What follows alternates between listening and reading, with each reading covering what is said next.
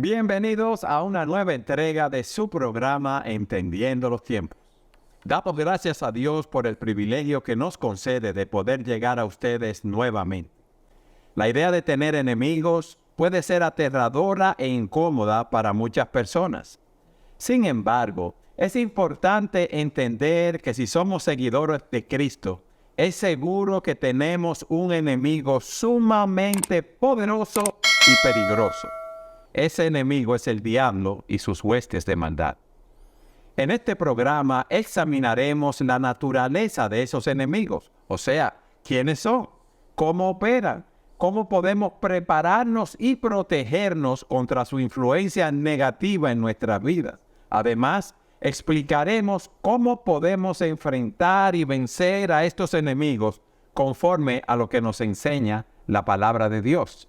Y estad siempre preparados para presentar defensa con mansedumbre y ser así entendidos de los tiempos. Y hoy tenemos con nosotros al pastor Salvador Gómez Dixon. Salvador, bienvenido nuevamente. Gracias. Es un motivo de gozo siempre renovar el contacto con los seguidores y los que normalmente están dándonos palabras de aliento cuando nos ven al escuchar y ver el programa de Entendiendo los Tiempos. Es así, que damos gracias a Dios por la amplia difusión que tiene el programa. Y por la manera entusiasta con que nos responden, ¿verdad? Sí, así. Las personas que están atentas al programa. Nos dicen que nos aman sin nosotros conocerlos a ellos. Ellos nos dicen, nosotros los conocemos a ustedes. Y son cosas que sorprenden. Salvador, cuando las personas hablan de ese enemigo, de Satanás, de sus huestes de maldad, muchos dicen, eso es un invento. ¿Qué base bíblica tenemos nosotros para hablar de Satanás y sus huestes de maldad? Bueno, la verdad es que las personas que creen en la palabra de Dios no tienen ninguna duda en cuanto a eso, por el hecho de que viven en esa guerra, en ese conflicto espiritual. Que no nos queda ninguna duda de qué ocurre. Y también porque la palabra de Dios lo dice muy explícitamente. Yo puedo incluso mencionarte cómo en mi propio peregrinar, antes de yo venir a los pies del Señor, el yo escuchar las historias de personas que hablaban, creo yo que con veracidad, de ser testigos de cosas sobrenaturales y especialmente del mundo maligno. Mi familia no había ese tipo de contacto como hay en algunas otras, pero sí siempre hay alguien que te hace las historias de que vivió tal cosa, en un campo vivió aquello otro. Y esas eran cosas que me inquietaban porque yo decía, si esos seres existen, si están ahí y son así de peligrosos, entonces también Dios existe. Y es interesante que en la apologética cristiana, esa sea una de las cosas que salen a relucir de los argumentos. A la hora de la defensa de la fe, porque es la existencia de lo sobrenatural. Pero ¿cuál es nuestra base principal? La palabra de Dios. Y sobre todo el Nuevo Testamento, que está lleno de referencias a Satanás, al diablo como nuestro enemigo, y no como normalmente se describe en las historietas o en las fábulas, sino ciertamente como un ser que quizás luciría hasta atractivo y bello a los ojos de las personas, si se manifestara como realmente Él lo hace a las personas. En el Antiguo Testamento no se destaca tanto esa operación maligna de una manera abierta. En el Nuevo Testamento se destaca más. ¿A qué se debe? Que con la llegada del Señor ellos recrudecieron sus ataques. Bueno, no es que hemos conversado con ninguno de ellos para que nos explique, pero la verdad es que sí es una deducción que yo creo que es correcta. Nosotros, así como no vemos milagros en todas las páginas de las Escrituras, ni en cada momento de la historia bíblica, sino que hubo focos, ¿no?, de donde hubo muchos milagros por las profecías o los profetas, el contenido que Dios estaba trayendo, su revelación al pueblo de Dios. De la misma manera, estas manifestaciones sobrenaturales del diablo y sus secuaces tampoco son cosas de cada página de las Escrituras. Y sí, yo creo que en la entrada del Hijo de Dios en la historia de la redención, al venir a este mundo, fue como si se desataran las fuerzas del infierno para impedir que ocurriera esto. Cuando uno lee la historia del nacimiento de Moisés y cómo estuvo el faraón dispuesto de matar a tantos niños, y luego ver lo que ocurre también algo similar cuando Herodes y el nacimiento de Jesús, uno dice, hay una oposición a la obra de Cristo, a que el Mesías venga y salve a los pecadores. Y esa oposición obviamente se tiene una máxima expresión con todas aquellas posesiones que vemos en los evangelios, y a Cristo contrarrestando ese avance del diablo en esa época específica y en ese lugar específico de la historia. ¿Cómo describen las Escrituras a Satanás? Porque en un mensaje que tú predicaste, tú hablabas de los diferentes nombres que aparecen en la Biblia, y esos diferentes nombres nos dan características específicas de él y cómo opera. Y a mí me gustaría que brevemente tú nos hablaras de eso. Si nosotros buscáramos el bio, la información de la vida de esta persona, la cédula del diablo, vamos a encontrar que su nombre es Diablo y Satanás, como dice el libro de Apocalipsis. Y son palabras de uso muy común en el Nuevo Testamento. Que cada una de ellas, Diablo y Satanás, se usan más de 30 veces en el Nuevo Testamento. O sea que era una referencia común. Ahora, en cuanto al significado del nombre, es lo que representa más bien a aquel que es un adversario, es aquel que es un antagonista de las cosas de Dios, del Mesías sobre todo, y un acusador de los hermanos. Es alguien que es el calumniador, y por eso el Nuevo Testamento, cuando habla de las mujeres que eran chismosas, las llama diablas en el original, en el texto bíblico, porque esa es una de las características y una de las cosas a las que él más se dedica. Y por lo tanto, Cristo mismo lo llamó diablo, Cristo mismo lo llamó Satanás. Hay veces hay personas que le da como temor hasta mencionar el nombre. Sí. Nosotros no tenemos por qué, simplemente es un estudio real de lo que significa su nombre y de cuál es su papel en la historia de la redención. Háblanos algo de ese papel, cómo opera, cómo yo sé que él está operando en mi vida, queriendo hacerme daño en la vida de otras personas, cómo obra en la sociedad, cómo obra en la iglesia. Son muchas preguntas, Adolfo. Sí, pero podemos ir desenmarañando, ¿no? Esa madeja. Lo que nosotros tenemos tanto en el Antiguo como en el Nuevo Testamento es a un opositor de los siervos de Dios. El opositor principal es Dios. El opositor principal es de Cristo, el opositor del diablo.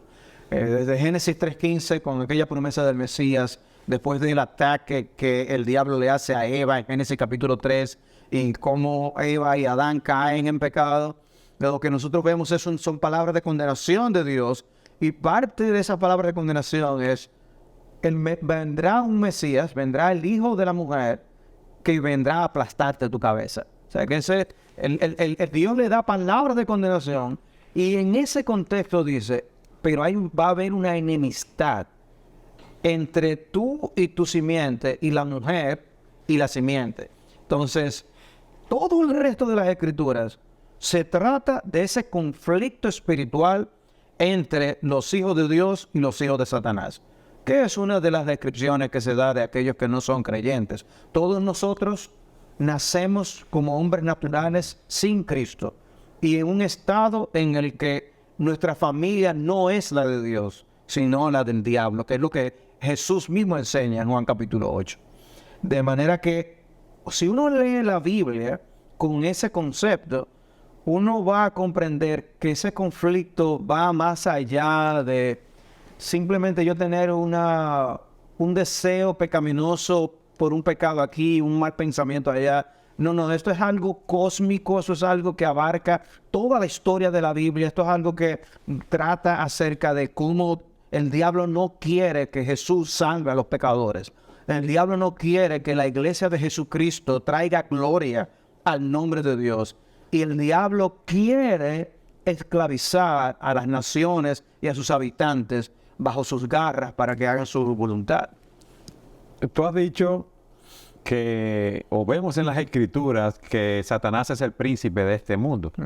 Y tú has dicho que el que no tiene a Dios, el que no ha conocido a Cristo como su Salvador y su Señor, no tiene la paternidad celestial. Entonces tú estás diciendo que todo aquel que no es creyente, está bajo la influencia, el control del maligno? Bueno, la verdad es que no soy yo que lo digo, es la Biblia. Ok. Y en ese sentido es bueno que la gente lo sepa, que no es una suposición que nosotros hacemos. Jesús, si alguien cree en Jesús, tiene que creer en eso que Jesús dice. Ok.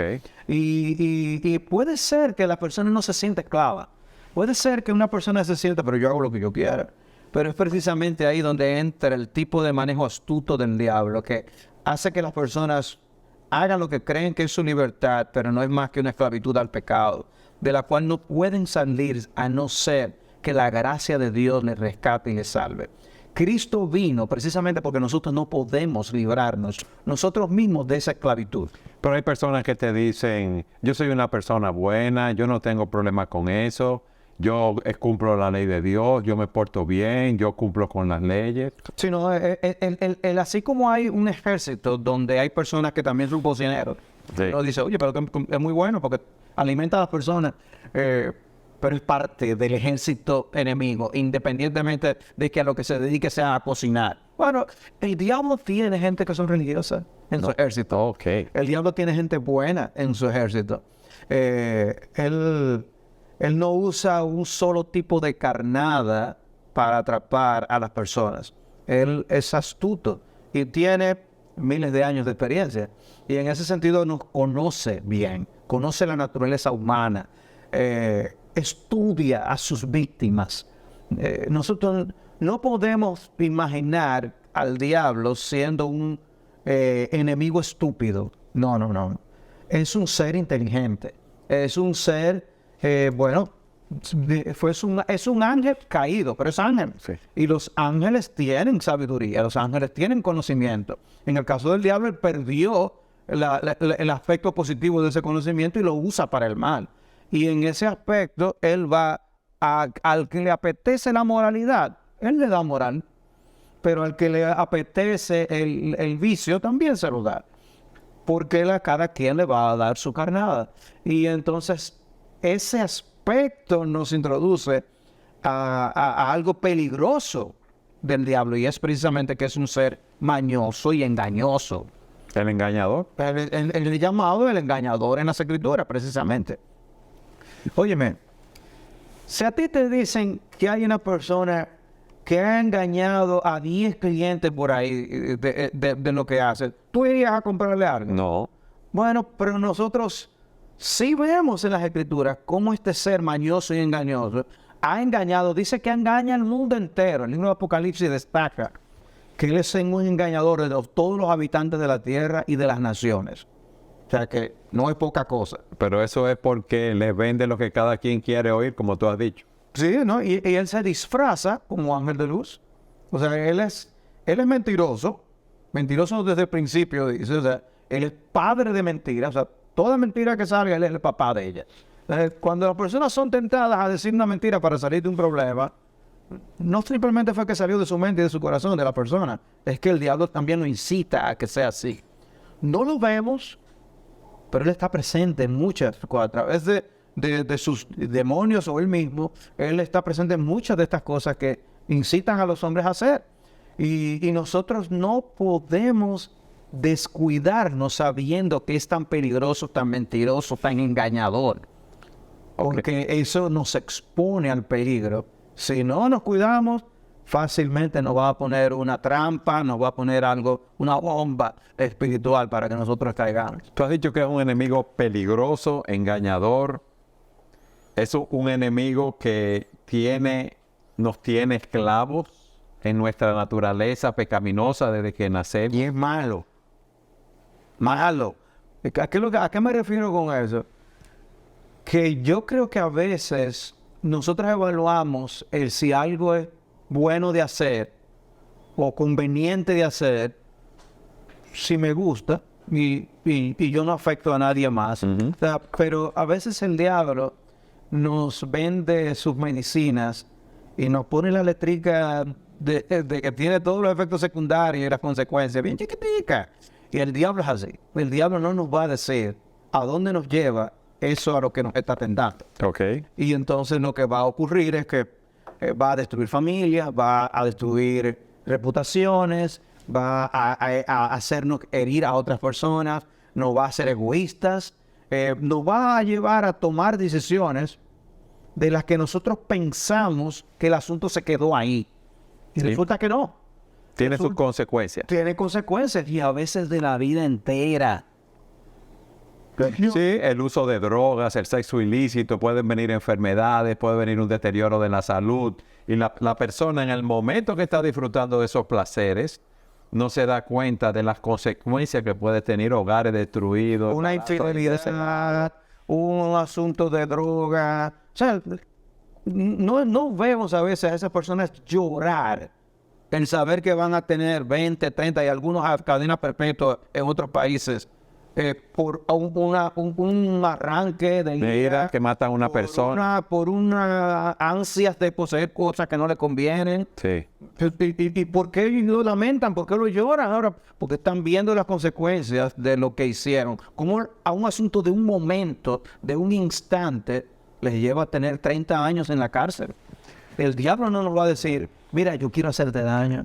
Yo estoy loco porque tú te distrayes. No, él te dice, ven y disfruta lo que te estoy ofreciendo, que es muy bueno. Y como le hizo con Eva, nos va a decir, es que Dios es muy malo contigo, porque Él te viene, si Él es todopoderoso y te ama, yo fuera Él y yo te diera todas esas cosas que tú quieres. Es así. Ahora, Salvador, cuando una persona conoce al Señor, que se arrepiente de sus pecados, que confía en Cristo para Salvador, cambia de esa esclavitud del pecado a una esclavitud de la justicia de Dios y ahora puede decirle no al pecado y no al maligno. Correcto. A mí me gustaría que habiendo explicado, ¿verdad?, quién es Satanás y esas huestes de maldad y cómo operan y el daño que nos hacen, ahora para el cristiano, para nosotros los creyentes, a mí me gustaría que tú nos explicaras cómo nosotros podemos enfrentarlo. Bien, qué bueno que la Biblia no solo nos presenta el problema o la enfermedad, el mal, nos da la solución, nos da directrices, nos ayuda. Y lo primero es reconocer que nuestro Dios es más grande que el diablo. Amén. El diablo no es omnipotente, es potente, pero no omnipotente. No es El omnipresente. diablo no es omnipresente. O sea, que es limitado. A mí me alegra sobremanera que la epístola de Santiago dice que si nosotros le resistimos, Él huirá de nosotros. O aquel pasaje en la tentación de Jesús, que Él dice que le dejó por un tiempo. Se ve que no podía estar todo el momento, todo el tiempo ahí con Él. O sea que tiene limitaciones, es una criatura, no es autogenerado. El diablo no es alguien que se hizo a sí mismo. Por lo tanto, no debemos endiosar, no debemos figurarlo como alguien con la que ya no hay esperanza. Sí. No, porque nuestro Dios es el Rey, nuestro Dios es el omnipotente, nuestro Dios sí es capaz de darnos la fuerza para poder combatirnos, que es lo que Efesios capítulo 6 nos dice, que debemos fortalecernos en el poder de la fuerza de Dios para combatir las huestes espirituales de maldad. O sea, que no está diciendo, no está diciendo, despreocúpense, que el diablo no es nada y los demonios. No, eso no es lo que está diciendo Pablo ahí en Efesios capítulo 6. Pero hay muchos creyentes, Salvador, que se presentan a sí mismos como superhéroes, que ellos tienen batallas con el maligno continuamente y que lo vencen, lo reprenden y muchas cosas así. Y sin embargo, uno ve en las Escrituras también cómo ni aun los mismos ángeles se atreven a proferir palabras de maldición contra Satanás, así por así. En otras palabras, ocupan su lugar. Y nosotros debemos ocupar el nuestro y reconocer nuestra debilidad ante un enemigo tan peligroso y tan maligno. O sea, no quiere nuestro bien, Él no busca nuestro bien, Él quiere hacernos daño. Pero sí, nosotros tenemos a nuestro Dios para ayudarnos a vencer. Nos ha provisto de la armadura del creyente. Eso es una gran bendición. Nosotros podemos a través de la fe, nosotros por la esperanza, nosotros podemos a través de la palabra de Dios y con la oración, nosotros podemos defendernos de los ataques del maligno. Hay días que son malos. Por eso dice que podemos resistir en el día malo, dice Pablo. Sí. Hay días que van a ser más peligrosos que otros porque vemos todos los cañones dirigidos hacia nosotros por alguna manera y por alguna razón que nosotros desconocemos, como le pasó a Job. en Job capítulo 1 y capítulo 2. Pero nosotros podemos defendernos con la palabra de Dios. Y como Cristo se defendió usando la palabra de Dios, Mateo capítulo 4, Lucas capítulo 4, nosotros podemos defendernos también. Pero hay que apoyarse en la palabra. Fíjate que esa defensa, ese escudo, no viene en un vacío, esa defensa. Uno se prepara para la batalla y se prepara leyendo, orando y meditando en la palabra de Dios. Pero hay algo más, Salvador, que debemos saber y creo que debemos poner en práctica. Nosotros conocemos nuestras debilidades y el maligno es un estudioso de nosotros. Él sabe cuáles son nuestras áreas débiles y nosotros... Un psicólogo. Sí. Un psicólogo. Y nosotros las sabemos también. Por lo tanto, debemos evaluar esas áreas débiles de nuestras, fortalecerlas y prepararnos para cuando venga el ataque. Pero prepararnos teniendo la palabra de Dios en nuestras mentes y en nuestros corazones para cuando vengan esas tentaciones, poder combatirlas como la combatió el Señor. La combatió el Señor con la palabra. Amén. Amén a eso, pero añado algo. Recordemos el ejemplo del apóstol Pedro. Pedro tenía fortalezas y debilidades. Si había una fortaleza en Pedro, es que él era arrojado. ¿Y qué pasó? ¿Se confió demasiado? Sí, confió demasiado. Nosotros tenemos ese pasaje en Lucas 22 cuando él es advertido por Cristo mismo. Satanás os ha pedido a ustedes los apóstoles para zarandearlo como se zarandea el trigo. Eso es para uno decir, en verdad, Señor, ay, que no sea así, Señor, ay, cuídanos, ay, Señor. Pero Pedro no hizo eso. Pero dijo, ¿yo? ¿Hacer eso? Nunca en la vida. No, es posible, ¿cómo yo voy a hacer eso? Se sintió fuerte. Y su área de fortaleza se convirtió en su debilidad. Así es. Y el diablo es capaz de hacer eso con nuestras fortalezas. O sea que es un asunto de conocernos, aún de saber que si nosotros le damos una oportunidad, Él va a penetrar. ¿Qué dice Pablo en Efesios capítulo 4 con respecto a la ira? Airaos, pero no pequéis. No se ponga el sol sobre vuestro enojo, ni deis lugar al diablo. Amén. O sea, Él va a tomar cualquier rendijita, cualquier esquinita por donde pueda penetrar a nuestras vidas, a nuestro corazón, y Él va a lanzarnos su tentación. Bueno, ese texto es lo que nos enseña. Imagínate que tú tienes una discusión con tu esposa, te airas, te vas a acostar sin haberla resuelto. Y cuando cierras la puerta de la habitación o trata de cerrarla, Satanás te pone un pie ahí e impide que se cierre la puerta. ¿Por qué? Porque te has ido a acostar airado con un problema sin resolver. Pero fíjate, nosotros podemos darle lugar al diablo, dice él. Él está ganando tú mencionas un ejemplo familiar. Pero también esto ocurre a nivel eclesiástico, que es lo que encontramos en 2 Corintios, cuando Pablo advierte a los corintios y le dicen... miren, nosotros tenemos que perdonarnos los unos a los otros. Y trata el tema del perdón. Sí. Y dice, miren, tengan cuidado porque no ignoramos sus maquinaciones. Así es. Y lo dice en el contexto del perdón. O sea que también en las interrelaciones personales en la iglesia pueden ser aprovechadas por el diablo para meter la cuchara.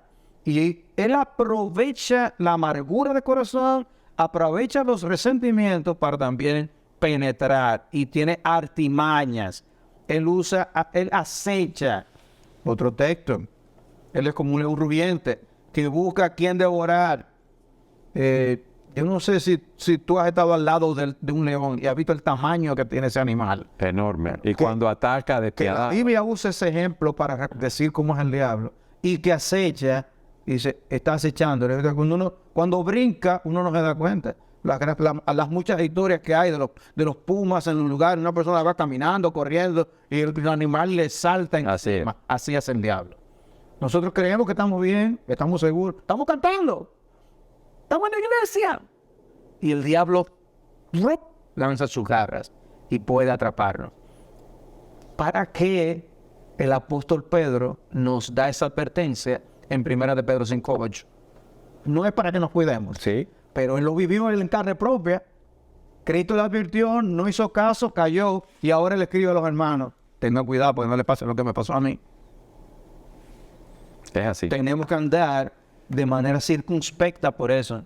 No asumir que no va a haber problemas cuando salgo a la calle, cuando estoy en la casa, cuando estoy hablando con mi mujer de un tema importante. Sí. No asumir eso. Salvador, cualquiera que está escuchando el programa dice, bueno, tenemos un enemigo, ya tú lo has descrito, es poderoso, nos has dado directrices de cómo enfrentarlo a la luz de la Escritura. Tú hablabas de que esto es una batalla cósmica. La pregunta es, ¿cómo termina esta historia? ¿Qué dice la Biblia acerca de esta historia? No podemos ver este conflicto de manera aislada simplemente en cómo nos pone zancadillas para que caigamos el diablo, sino ver cómo esto es una batalla entre Dios y el diablo. Sí. Y ver cómo Cristo vino a este mundo y tuvo un primer acto de victoria con su muerte en la cruz. Aquello que el diablo pensaba que estaba usando para vencer al Hijo de Dios fue precisamente lo que el Hijo de Dios utilizó para vencer al diablo, a través de su muerte, que es lo que nos enseña un texto como Hebreos capítulo 2, que como a través de su muerte lo venció. Como Pablo puede hablar de cómo la cabeza de la serpiente es aplastada por Jesucristo. Porque la serpiente normalmente, si tú simplemente le das un golpecito en la cola, no pasa nada. Hay que darle en la cabeza. Bueno, Cristo lo venció en la cruz. Pero uno dice, ay, pero ¿y quién es que anda suelto por ahí? Como dice alguien, por lo menos un primo tiene que ser. Sí. Bueno, la verdad es que no ha sido completamente Derrotado. derrotado, en un sentido lo es, pero no ha sido arrojado a la llama del infierno, como sí vemos en el libro de Apocalipsis que ocurrirá al final de la historia. En otras palabras, así como hay guerras de guerrillas después que alguien toma una ciudad, se apodera, un ejército viene y se apodera de una ciudad, no significa que no va a haber ausencia de conflictos, va a haber guerras de guerrillas. Escaramuzas. Escaramuzas. El diablo está peleando por el poco tiempo que le queda. Y luego Cristo vendrá y dice que arrojará a la serpiente, al falso profeta y a su bestia en el lago que arde con fuego y azufre. Será arrojado, será vencido. Dice, para que ya no engañe más a las naciones. ¿Qué es lo que está pasando ahora? Un engaño absoluto mundial, global. Pero eso va a terminar. Y Cristo nos anima a la batalla espiritual que tenemos en el día a día, a la luz de esa victoria de Cristo en la cruz y a la luz de esa destrucción final del enemigo de nuestras almas. Ese texto de Hebreos que tú mencionas, de Hebreos 2:14, que Él venció la muerte para que ya nosotros no temamos a la muerte cuando tengamos que enfrentarla. ¿Qué significa eso? El apóstol Pablo en 1 Corintios 15 también hace referencia a eso de Hebreos capítulo 2:14, y es, el hombre es un esclavo del temor de la muerte.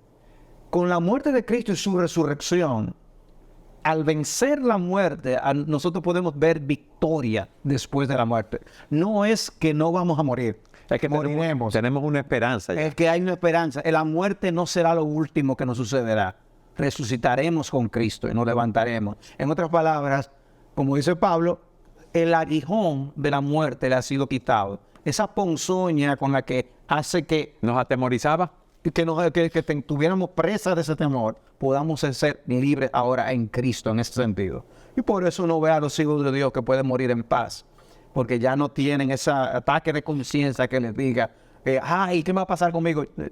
Jesús solucionó ese problema en la cruz del Calvario. Un cristiano puede tener temor por la forma como va a morir. Nadie quiere morir ahogado o quemado o con mucho dolor.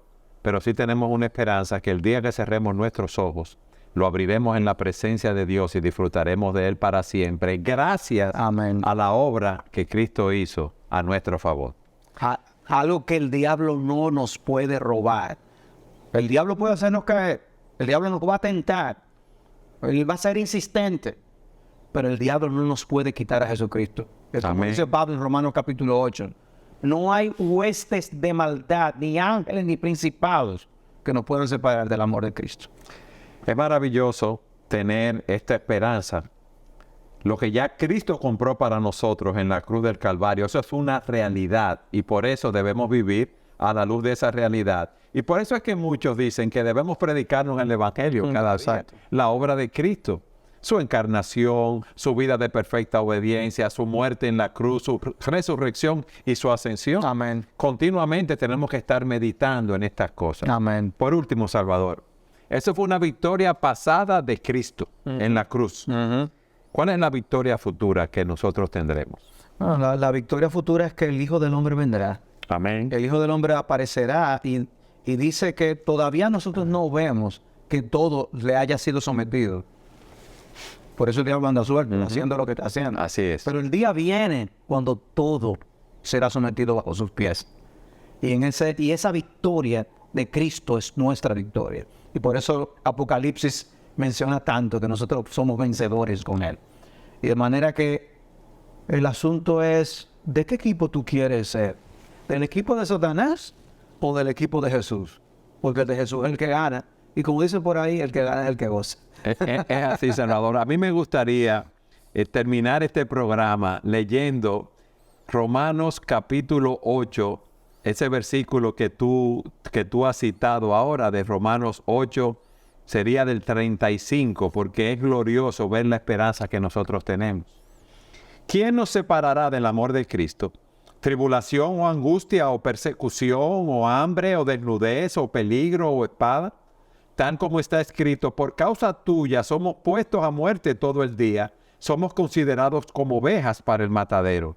Pero en todas estas cosas somos más que vencedores por medio de aquel que nos amó. Porque estoy convencido de que ni la muerte, ni la vida, ni ángeles, ni principados, ni lo presente, ni lo porvenir, ni los poderes, ni lo alto, ni lo profundo, ni ninguna otra cosa creada nos podrá separar del amor de Dios, que es en Cristo Jesús, Señor nuestro. Amén. Amén y amén. Gracias por leerlos. Y gracias a ti por acompañarnos una vez más en Entendiendo los Tiempos. Y a todos ustedes, gracias. Gracias nuevamente por estar con nosotros en su programa Entendiendo los Tiempos.